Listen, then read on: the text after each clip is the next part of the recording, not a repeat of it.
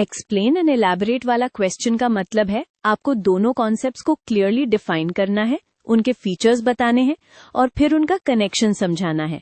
चलो इसको step by step teacher style एक क्लीन स्ट्रक्चर में बिल्ड करते हैं। इस टॉपिक में रिलेशनशिप्स बहुत इंपॉर्टेंट है, जैसे रिवर बेसिन, डैम, कनाल्स और यूजर्स। एक सिंपल डायग्राम से आपको इंस्टेंटली दिख जाएगा कि एक डिसीजन का इम्पैक्ट कितनी डायरेक्शंस में जाता है। पहले मल्टीपर्पज रिवर प्रोजेक्ट्स को डिफाइन करते हैं।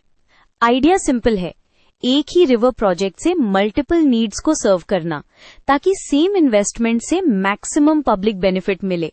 यहाँ कीवर्ड है मल्टीपल ऑब्जेक्टिव्स, सिर्फ इरिगेशन या सिर्फ इलेक्ट्रिसिटी नहीं।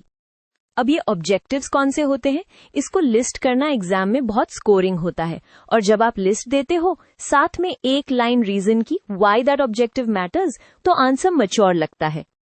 अब प्रोजेक्ट के कंपोनेंट समझो, क्योंकि ऑब्जेक्टिव्स तभी अचीव होते हैं जब फिजिकल सिस्टम उसके लिए बना हो। जैसे हाइड्रो पावर के लिए पावर हाउस चाहिए, इरिगेशन के लिए कैनल नेटवर्क चाहिए। सो कंपोनेंट्स को ऑब्जेक्टिव से लिंक करके लिखना बेस्ट स्ट्रैटेजी है। मल्टीपर्पज प्रोजेक्ट्स के बेनिफिट्स आपको 2 लेयर्स में बताने चाहिए, डायरेक्ट बेनिफिट्स और इनडायरेक्ट बेनिफिट्स। डायरेक्ट जैसे वाटर सप्लाई और पावर, इनडायरेक्ट जैसे रीजनल डेवलपमेंट। इससे एग्जामिनर को लगता है आप इम्पैक्ट को ब्रॉड वे में समझते हो। अब एक इम्पॉर्टेंट टीचिंग पॉइंट, हर मल्टीपर्पज प्रोजेक्ट में ट्रेड ऑफ्स होते हैं। ये लिखना जरूरी है क्योंकि रियल वर्ल्ड प्लानिंग में कॉन्फ्लिक्ट आता ही आता है। फॉर एग्जाम्पल, फ्लड कंट्रोल के लिए रेजर्वॉयर एम्प्टी रखना यूजफुल होता है, बट हाइड्रो पावर और इरिगेशन के लिए वाटर स्टोर करना यूजफुल होता है। Same resource, different priorities. अब आते हैं इंटीग्रेटेड वाटर रिसोर्सेज मैनेजमेंट यानी IWRM। इसको आप एक मैनेजमेंट अप्रोच की तरह प्रेजेंट करो। कोर थॉट ये है, वाटर को बेसिन लेवल पे कोऑर्डिनेटेड वे में मैनेज करो ताकि सोशल वेलफेयर भी हो, इकोनॉमी भी बेनिफिट करे और एनवायरनमेंट भी सेफ रहे।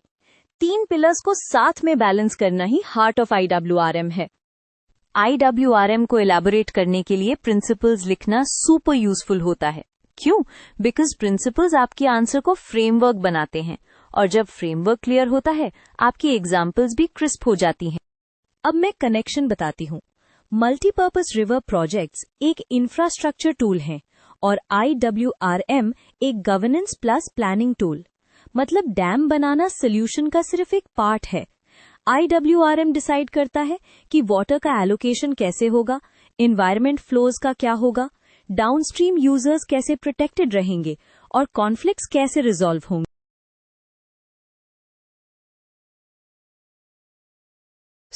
प्रैक्टिकल इंटीग्रेशन का मतलब है प्रोजेक्ट लाइफ साइकिल के हर स्टेज में IWRM अप्लाई करो। प्लानिंग में बेसिन डेटा, डिजाइन में एनवायरमेंटल सेफगार्ड्स, ऑपरेशन में rule curves and transparent allocation और मॉनिटरिंग में water quality and ecosystem indicators. ये लिखोगे तो इलैबोरेट पार्ट फुल्ली सेटिस्फाई हो जाता है।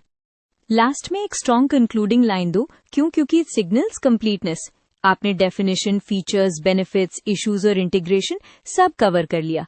कंक्लूजन में ये एम्फसाइज करो कि सस्टेनेबल डेवलपमेंट तभी पॉसिबल है जब प्रोजेक्ट्स को IWRM लेंस से रन किया जाए, वरना कॉन्फ्लिक्ट्स और इकोलॉजिकल डैमेज बढ़ सकता है।